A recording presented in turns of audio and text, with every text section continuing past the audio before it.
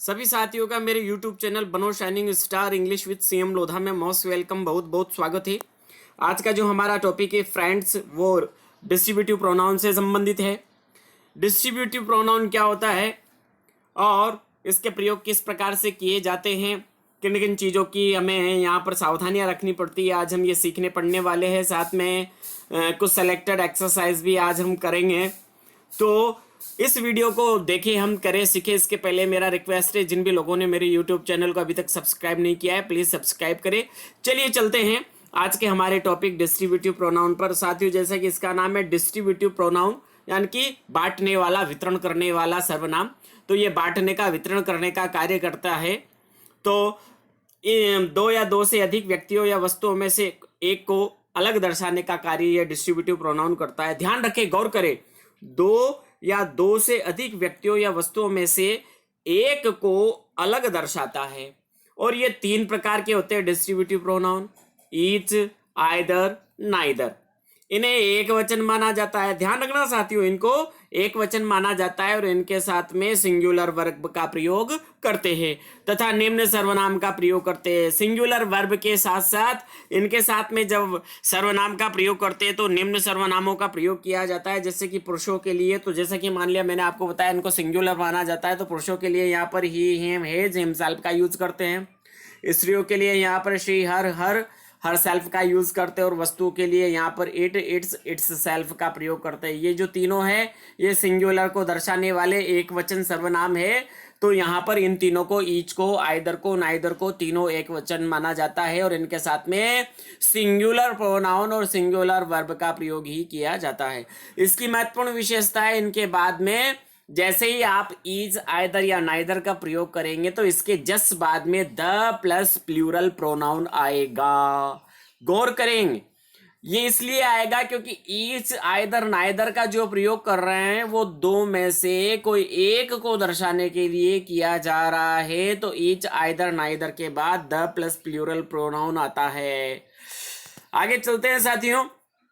जैसे इसका हम प्रयोग यहाँ पर कर रहे हैं, देखेंगे each of the to students was honours. तो आप घबराएंगे नहीं कि यार ये क्या आ गया, each of the to students. Sir ने तो बताया कि ईच का प्रयोग तो एक के लिए होता है, लेकिन आप ध्यान रखें कि दो में से कोई एक हमें बताना है। तो each of the to students, दो में से प्रत्येक, वाज ऑनर्स। तो यहाँ पर हमने इसको, ईच को सिंगुलर मानते हुए वाज, सिंगुलर वर्ब का प्रयोग, हमने हेल्पिंग वर्ब का प्रयोग यहां पर किया है।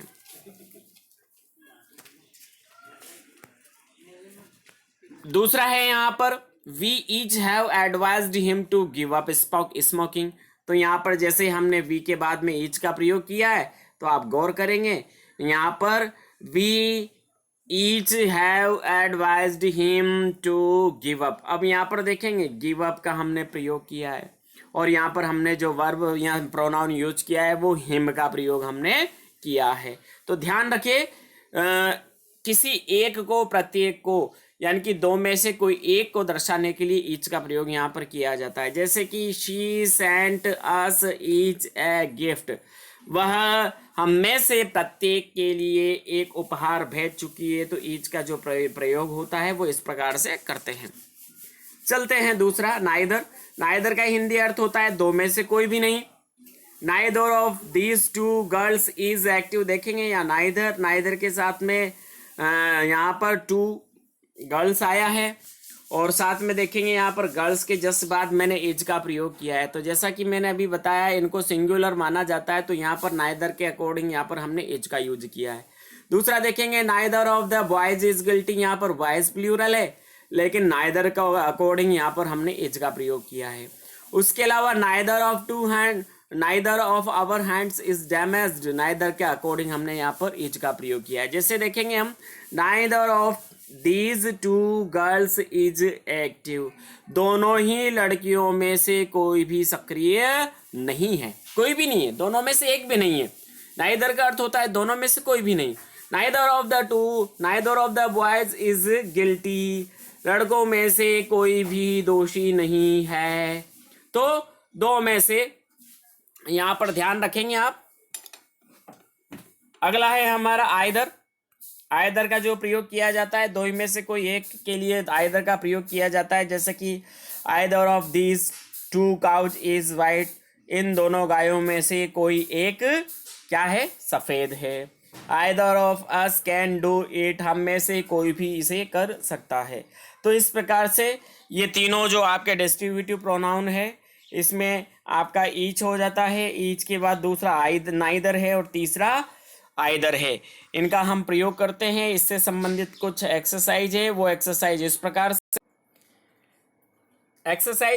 से है। Of the two cows gives 10 litre of milk. यहाँ पर देखेंगे आगे रिक्त स्थान दिया है। ऑफ द टू काउज, और दो गायों की बात की जा रही है, और गिव्स 10 लीटर ऑफ मिल्क। तो यहाँ पर गिव्स सिंगुलर वर्ब का प्रयोग किया है, तो यहाँ पर हम ईच का प्रयोग करेंगे। Each of the two cows, गायों में से प्रत्येक, दो गायों में से प्रत्येक, गिव्स 10 लीटर ऑफ मिल्क, प्रत्येक 10 लीटर दूध देती है। दूसरा देखेंगे, ऑफ दीज टू बॉयज में स्टैंड आइदर, यहाँ पर आएगा आपका either. Either of these to boys में स्टैंड फर्स्ट, दोनों में से। अब यहाँ पर दोनों में से कोई एक लड़का पहले स्थान पर आ सकता है, तो आइदर का हम यहाँ पर प्रयोग करेंगे। तीसरा है साथियों आपका यहाँ पर, of the to servants told the truth. तो यहाँ पर लगाएंगे हम neither of the to servant told the truth, दोनों ही नौकरों में से किसी एक ने भी सत्य नहीं बोला। तो यहाँ पर नाइदर का प्रयोग करेंगे, दोनों में से कोई ने भी नहीं, इस प्रकार का हम प्रयोग करेंगे। चौथा है हमारा, either of the two pencils will do. तो यहाँ पर आइदर का प्रयोग करेंगे। और पांचवें में, neither of the to boys were present, दोनों में से कोई भी दोनों लड़कों में से कोई भी उपस्थित नहीं था। तो यहाँ पर हम इस प्रकार से प्रयोग करेंगे। यह आपके डिस्ट्रीब्यूटिव प्रोनाउन हो जाते हैं। जिन भी साथियों ने अभी तक मेरे यूट्यूब चैनल को सब्सक्राइब नहीं किया है, प्लीज़ लाइक करें, शेयर करें और मेरे चैनल को सब्सक्राइब करना नहीं भूलें। नमस्कार।